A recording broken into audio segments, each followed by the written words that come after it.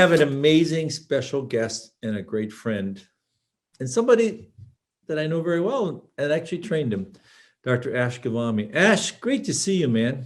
Same here. I'm so glad you're doing this. This is perfect because we have to get the word out and the truth out. And what better way? I think this dialogue is key. Thanks for having me. You bet. Oh, yeah, it's amazing. So I'm going to have Ash talk a little bit about himself. I'm going to tell you what Ash has been an amazing, he's an amazing plastic surgeon, not that I helped train him only, but also that he has done amazing things. He's an innovator, he's a thinker, he's an excellent surgeon, and he gives back. And I like that. And I know that when he trained here with me in Dallas, we had a lot of fun. And so, none better than you, Ash. So welcome to Rohrich Knose. And so we're going to talk about a few hot topics tonight. And I'd like you to start with some of the things that, LA is so different than Dallas.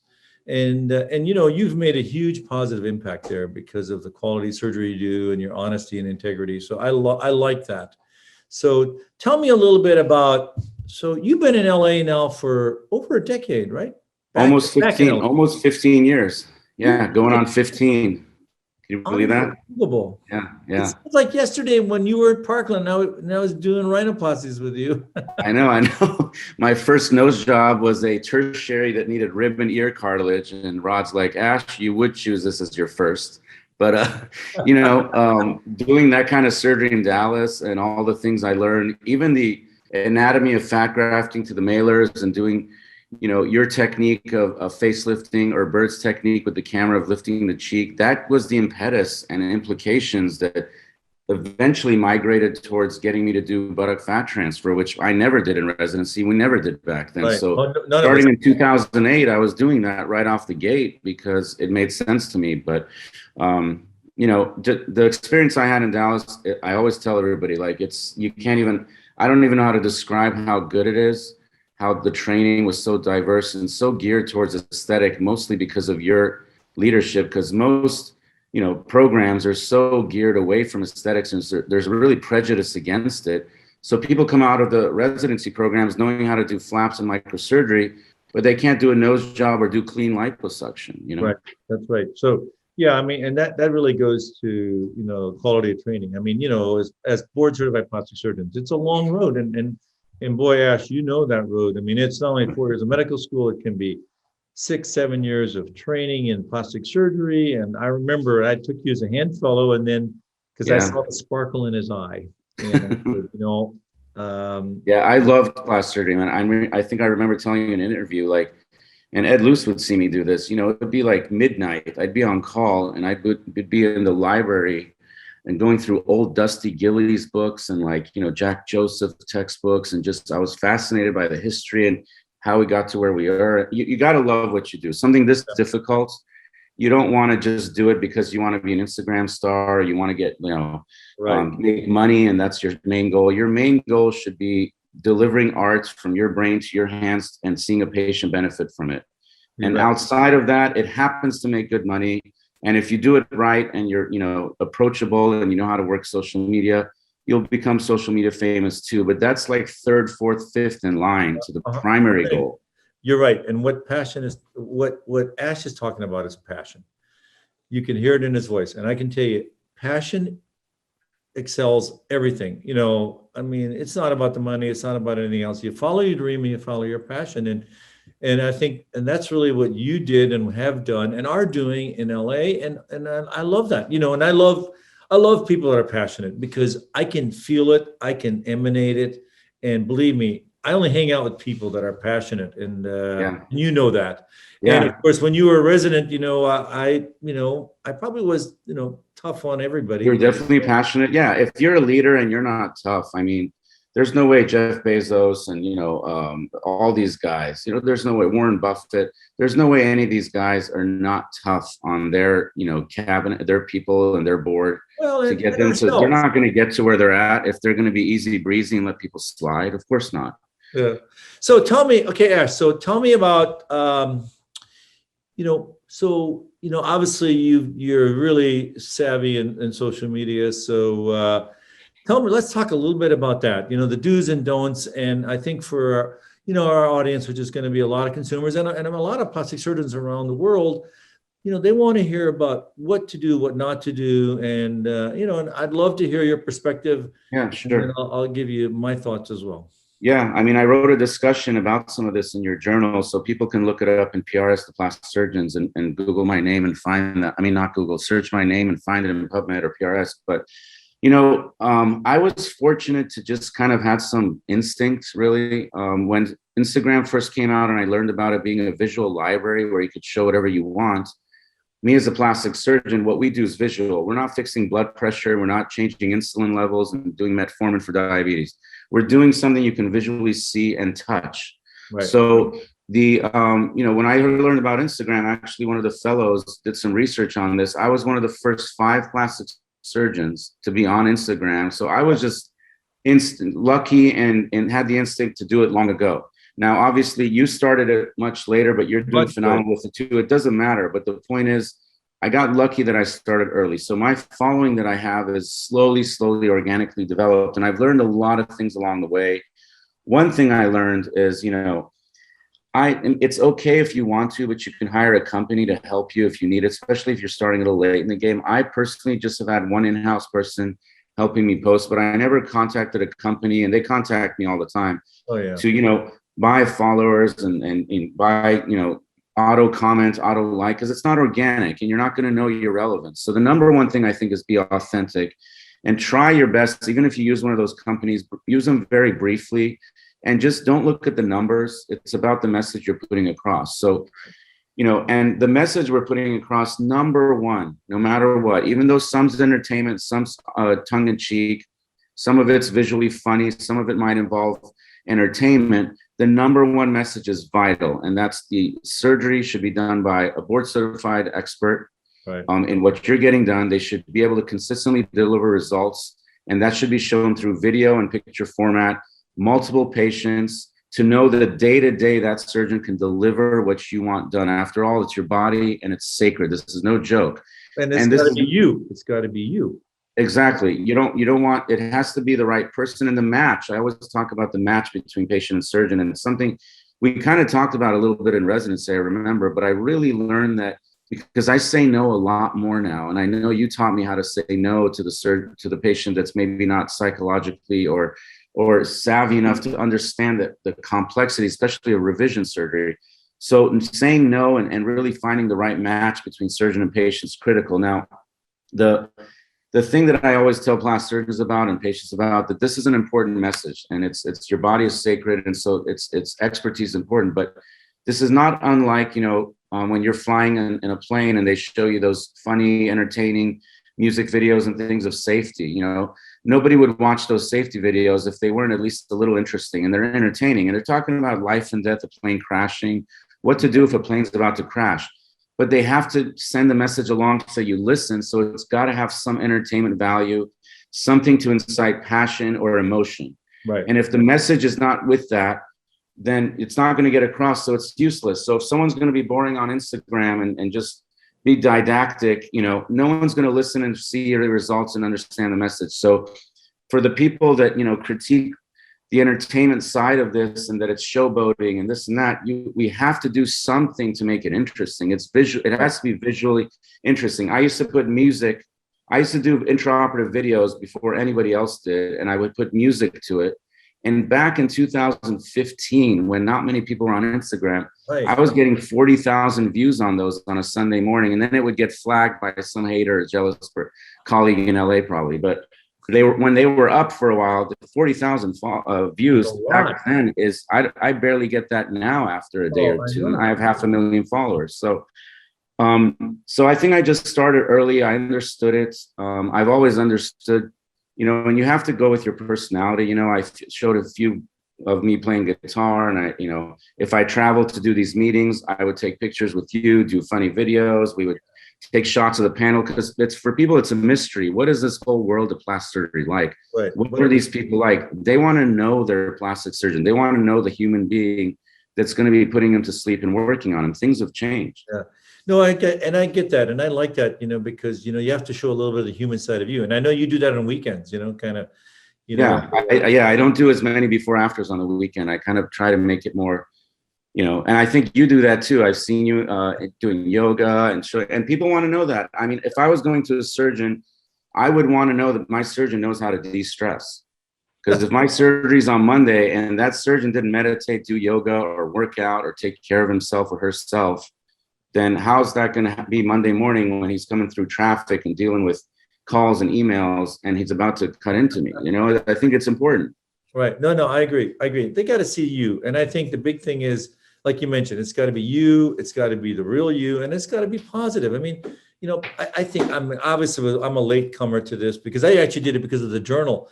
And then I thought, wow, there's Ash on there. And the thing is, there's so few real plastic surgeons on there. Even to this day, there's very few real plastic surgeons. It's shocking. I follow most of them. And there's a lot of posers out there. And I think you actually always talk about that because you say, that's why, it's one of the reasons why I do a lot more videos, because you can take a photo and, I mean, it's hard to fake a video, but it's pretty. Yeah, you can add a filter, but you can't really, unless you spend a lot of money, and it worries me that they're going to have that CGI Hollywood technology within a year or two. Yeah, but where if that nose doesn't look good, they can minimize it in the video and re-edit it. And right now it'd be extremely expensive to edit video. I know, but I hope in 3 to 4 years, there's no app that allows you to edit videos down, because then we might as well just have 2 dual realities going on. And you don't want to be, operated on by someone who lives in the wrong reality. That's right. Well, let's talk about that. Let's talk about realities, and let's talk about, real plastic surgery, and, by real plastic surgeons like you and I. And so why is it that sometimes we see all these amazing famous people and they just haven't had the best plastic surgery? What's going on with that? Well, And, I can tell you those patients what's going on?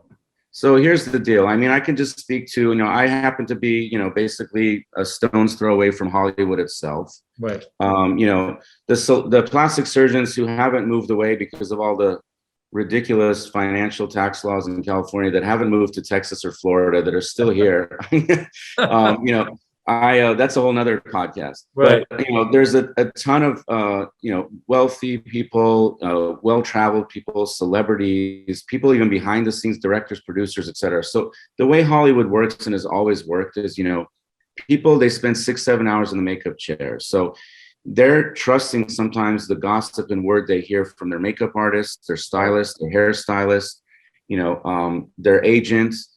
And that person may not even know intimately that person's background, the surgeon they're referring to. They just heard that so-and-so is good, or they know one person they operated on that looked great, for example, or who knows how easy that situation was. Maybe it was not a complex surgery. Your nose, your buttock, your breast, your face is different than the person they're talking about. But the word travels in certain circles, and I think they're becoming savvier.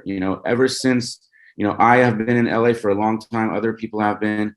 They're starting to get the message, although unfortunately on a lot of celebrities, I end up doing revision surgery. It's really rare to find a celebrity, unless they're super young and starting out and they're up and coming, that they haven't had at least 1 or 2 misadventures before. And a lot of times it's with someone who's poorly trained, or it's someone who 20 years ago was good, but never updated their result or their technique. They didn't go to meetings. They don't care to progress. They're doing the same thing they did 20 years ago. You and I mean, one thing you trained me on, and one thing that we do, we learn from each other at these Dallas meetings you have for nose and cosmetic. And every year you need to be modifying what you're doing. That's just like a car. Ferrari doesn't have the same car every year. We're not driving Ferraris from 1965. They're completely different cars now. If you're using the same techniques and your makeup artist, your agent is 75, 70, 60 years old and referring you to that same guy who hasn't updated his technique, of course you're not going to have the best result. Right, exactly. And so a lot of it's just bad gossip, bad information. Then they end up having 2 or 3, suboptimal surgeries, or worse, truly botched. And then as you coin the term, unbotched. And then they come to you and me, and then they expect miracles. Right. When we're dealing with, an old Ferrari now that has been worked on by someone that's a Prius mechanic, and it's missing half its engine and 2 tires. Right. That's right. I mean, and you're so right. You have to stay educationally on target, because you know, as I taught you, if you're doing half the things I taught you when you were in Dallas, you're outdated. I mean, that's why when I see people that come to our meeting, I change stuff right they away. say, why are you doing that? Like today, why are you not doing the Kayamana strut? I said, well, because, you know, we talked about that 5 years ago. Yeah. And, you know, and plus you have to look at your results and you have to be objective. But no, I agree. Yeah. And that's, you know, that's one of the things I can say, being academic. And, you know, as you know, I'm assistant professor at UCLA. Yeah. I have a book coming out, which we can talk about. And, you know, I, from day one, even, you know, I'll tell you guys, you know, I was operating my butt off in Dallas and I loved it. You know, I would do my rounds as quick as I could so I could get into the OR. I would be doing a free flap microsurgery, and the next morning I'd be doing a facelift with Dr. Rohrich, or he'd be supervising on Friday my tertiary rhinoplasty.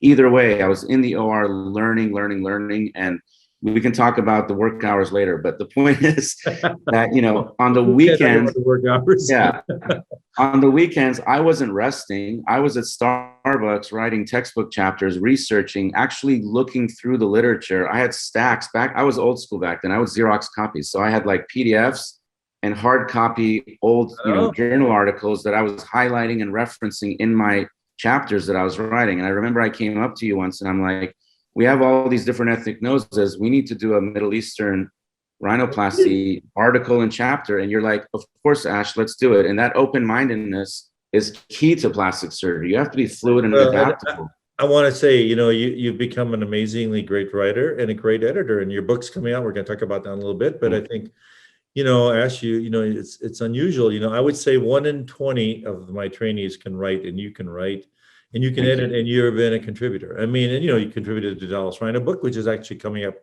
Again, I'm editing the next edition soon, and we'll talk about your upcoming book too.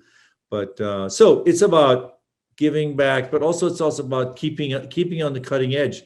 So you're, you know, and following your passion. But you're right. You know, if you're doing the same thing you did 5-10 years ago, you're not where you should be. And I see those people on Instagram, and they talk about stuff, and I'm going, oh my God, that was stuff we did in the 90s. I know. And they're revamping it and retitling it.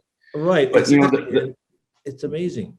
The problem is some of the younger surgeons too. So what's your message, Ash, then to, I mean, not just to the celebrities, but to people that are on social media? How do they truly find an expert? You know, and then we're going to segue to other things like the BBL. How do you find it? I mean, to be honest, it's extremely difficult because anybody can hire a publicist. Anybody can shock and awe and show temporarily okay results with the right angles on Snap and Instagram and TikTok and make funny videos. But really, I think you just got to make effort to at least meet the person or Zoom call or have some interaction and rapport directly with that surgeon, and maybe see 2 or 3 so that you can see, you know, who's full of it and who's not. And if your instincts are right and you're, you know, smart enough to realize, like, do I really trust this person to take care of me if something goes wrong? Because as you know, you give the oral exam, and the oral board examination, 90% of it is testing plastic surgeons to see if they're safe and they know how to deal with a problem that arises. You know, and it's if you can't deal with issues that arise, which, you know, that's just life. No matter how good a surgeon you are, no matter how amazing the genetics of that patient are, things sometimes don't go exactly how you want. And if your surgeon doesn't know how to deal with that, or your surgeon isn't adept at doing revisions of other surgeons, then I don't care what they say they are on Instagram. They're not going to be there for you when you need them most. I know surgeons that are on TikTok in LA. They're have a lot of followers on TikTok, lots of views, make funny videos. And I know a patient has a hematoma or an infection and they blow them off. I know.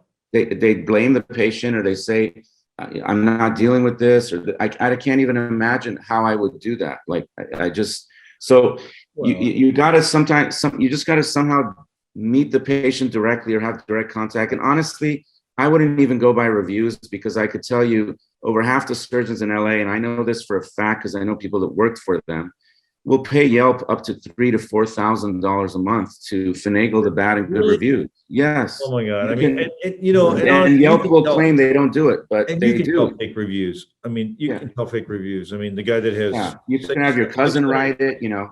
There was a case in a town where someone had their office manager write reviews about a competitor. And I know cases where the patient, told me that they know someone who works for the surgeon, and they have their family and their friends write bad reviews about other. It's just horrible. Unfortunately, you can't go fully by reviews. Yep. Instagram, you got to look at constant videos, not just pictures, and you have to see that there's a lot of them. It's not the repeated ones, and it's daily or it's weekly, and it's if you see video examples of before afters of tough cases and difficult anatomy, and you see that surgeon performing well, and they're personable and they seem professional, and your gut tells you they're good, talk to them, Zoom with them, meet them, and do 2 or 3 people like that. And if you have to travel, you have to travel these days. That's fine. And just that's the best way to know, because honestly, I agree. So I don't know how it's possible these days. It's tough. So what Ash is saying, everybody's famous on their own website, their own social media, but it's a reality of, do they have the 3 E's? Do they have the experience, the expertise? And again, they show exceptionally good results every day. And I think that's the most important. And nobody's perfect. Everybody has complications. And I think that's why when you look at reviews, every expert I know in the world has good reviews and some bad reviews. Yeah. And if you don't have it, you're not an expert because you haven't done enough surgery. So I think that's a good thing. So let's segue to safety. And you've been a big advocate of BBLs and buttock augmentation and safety. And so tell us about why is that so popular, and how have we as plastic surgeons made it safer? I mean, you and Dan Del Vecchio have done amazing things to help make it safe. Yeah, I mean, as I'll just do a real quick for the Dallas meeting. The Dallas meeting is great because instead of fat, I use applesauce. It's similar texture, and we teach safety in cadavers at the cadaver course. And Rod's always been an advocate of safety and expertise, and you're going to see in Dallas. And that's one way I teach is through those live courses and those cadaver courses and the presentations I gave. As you know, I was actually me and Dan. And 1 or 2 others and Tino were the first ever ASAPS, American Society Aesthetic meeting, first ever in 2014 on buttock panel I was on. So I've been doing this for a long time. And one thing I've realized, first of all, as you know, it doesn't matter how much volume you put, you can still get what's called a fat embolus, and it can travel into the vein and have issues. And we can theorize all we want based on cadaver studies why that happens. But the bottom line is you stay above the muscle and stay safe. Right. And, you stay within your limits, and you don't try to overdo anything on any patient, whether it's a nose. You also don't want to put high profile implants in and make ribs concave and thin out tissue. They're just common sense, safe things you do in all aspects of plastic surgery. Buttock is no example. If you don't know the anatomy, go learn it. Go learn from someone, watch someone. Read me and Rod's articles, my articles, come to lectures, do master's courses. Don't think that it's easy. You can just come out of residency, you've done 1 or none, and you can come and get an Instagram model, get excited, give her a discount and do surgery, and then God forbid hurt her, cause necrosis or cause fat embolus or DVT or issues, or make the buttock look like a diaper that's hanging over the thighs. I mean, there's just certain things, and I've realized that this is not going to go away, because just like breasts have been big since the 60s when they were created, breast implants, right? Buttock is here to stay, and it's especially globally desirable. And everyone from a housewife in Ireland all the way to a Brazilian model in Brazil, everybody wants a 360 silhouette that's curvy. And there's different shapes, sizes, but it's also rejuvenative. The oldest buttock I've done one on a 68-year-old woman.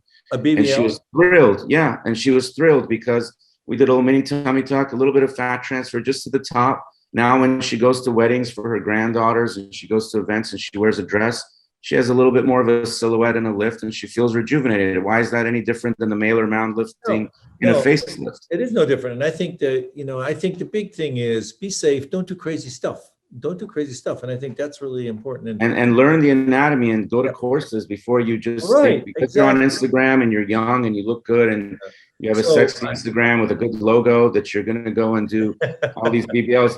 But social media has popularized it. Certain celebrities have popularized it. I know. I've been fortunate. One of the famous buttock models since day one was Vida Guerra. She's Cuban, and I was fortunate to have her let me do a little hip dip filling and some high def lipo, and she was open about it. I mean, tremendous. And messages like that from what I did with her, and educational. I did a live during the quarantine with her too. Right. So Teaches tell me, patients to be careful too. right, exactly. And so tell me now, I mean, now obviously there's some trends of making buttocks a little smaller after the BBLs, right? I mean, Yes. so tell us a Well, little bit just about like in that. breast implants, we Yeah, have it exactly. We as went from the big to zealot small. phase. We Is have the what? zealot phase. I think you coined Yeah, that, yeah, the where zealot. people learn a technique, it becomes popular, and people get excited. All the people, you can't teach taste. There's some surgeons that just don't have taste or don't know when to stop, or they Right. put huge implants in someone who's 5'1" and weighs 95 pounds, and they basically tip over and the implants enter the room before they do.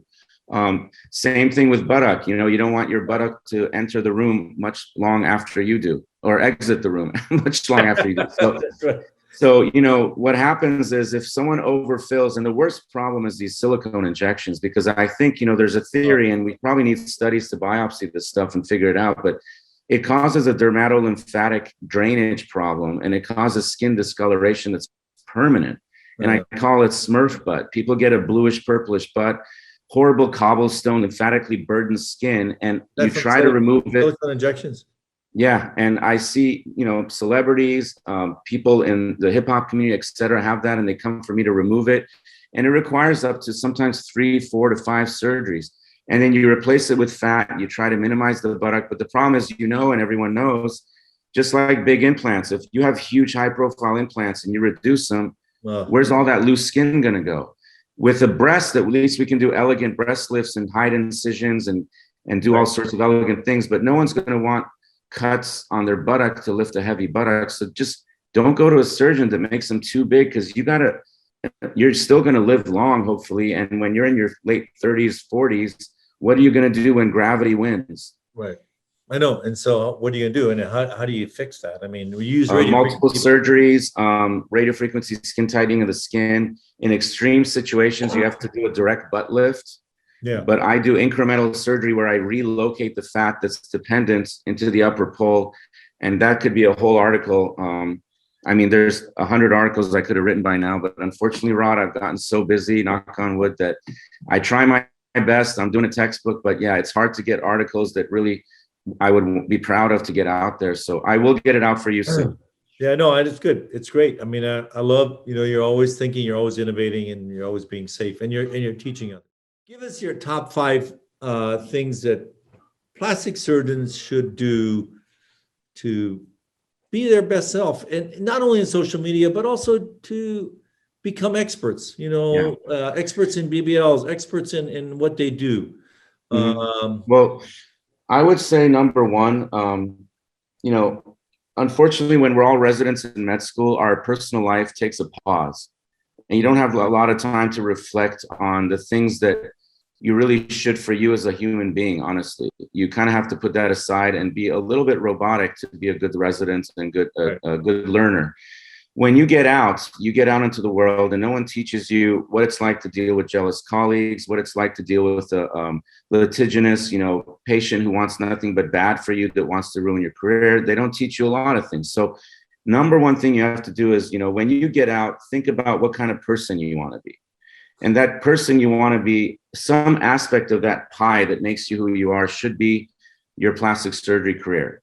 And you decide how much you want to devote to that. If you're going to devote it and you want to be a good plastic surgeon, be honest with yourself. I'm a little bit rare because of my training that I can do a facelift, a tertiary rhinoplasty with rib, a revision BBL, and a revision breast dog.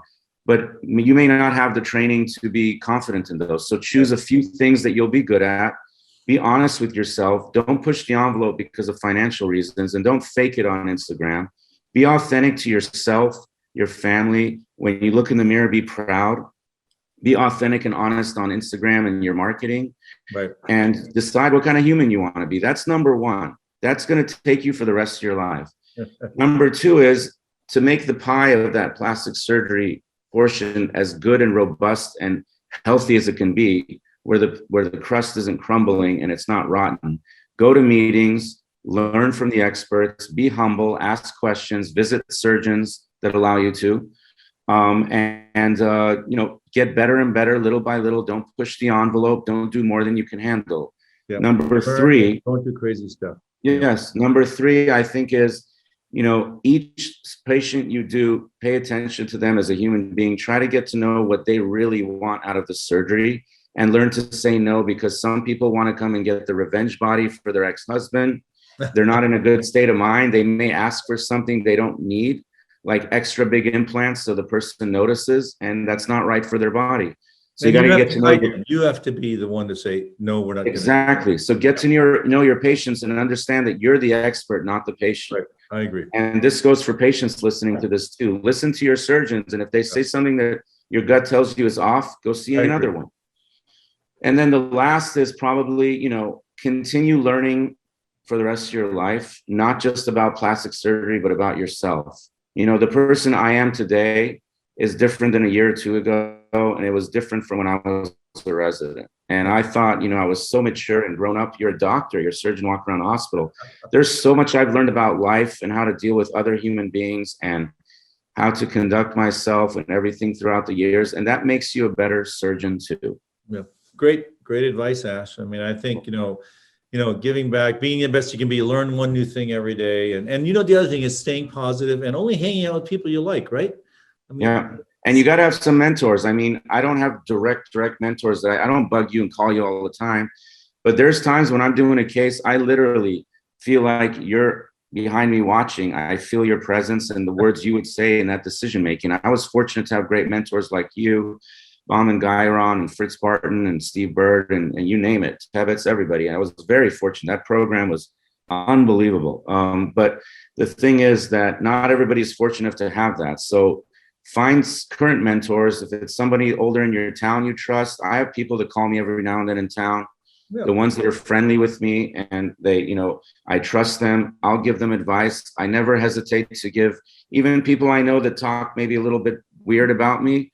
They call me up, they're in trouble, I'll help them out. So find mentors too. Well, that's amazing. Well, what an amazing, listen, I really enjoyed this. And Ash, you imparted some great wisdom tonight. Thank you. All of us. Thanks. I mean that. And for me to say that is big. So it is. I want to thank you for taking time out of your busy life and have a great holiday season. And I look forward to seeing you very soon in Dallas for the Dallas Rhinoplasty meeting, which we'll talk about soon. Yes, definitely. Right. We'll have lots of applesauce and we'll talk a lot about noses. We'll talk a lot about, yep. It'll be good. Live in Dallas in March. Yes. All right. Take care. Thanks, Rod. Appreciate you.